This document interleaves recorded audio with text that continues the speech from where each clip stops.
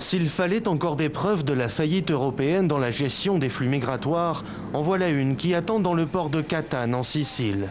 À bord du Diciotti, 150 migrants sauvés la semaine dernière sont empêchés de débarquer par les autorités italiennes.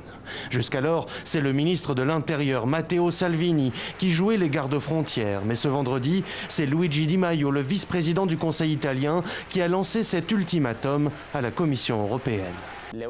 L'Union européenne est née sur les principes de solidarité et d'aide mutuelle entre ses membres. Si elle est incapable de répartir 170 personnes arrivées dans un port italien, le problème est grave. Les citoyens italiens payent 20 milliards d'euros par an et seulement un peu plus de 10 milliards nous reviennent. Puisque la manière douce ne fonctionne pas, ne reste qu'à la ligne dure. S'ils n'écoutent pas, nous ne paierons plus.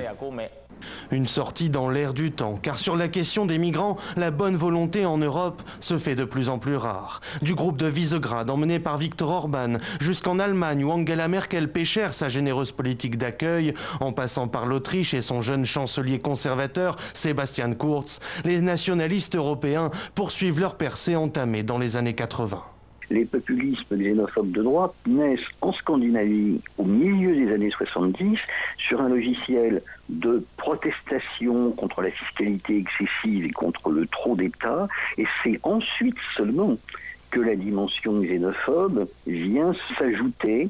Mais l'Union européenne n'a pas réussi par contre à impulser un récit commun qui donne envie d'aller vers davantage d'intégration, vers davantage de fédéralisme. L'Union européenne, pour l'instant, elle a échoué à le vendre aux citoyens. Mais pour l'heure, l'Union tente de désamorcer la crise et a répondu sans attendre à Luigi Di Maio. Les menaces ne servent à rien, a fait savoir un porte-parole qui assure que la Commission travaille intensivement pour résoudre la situation.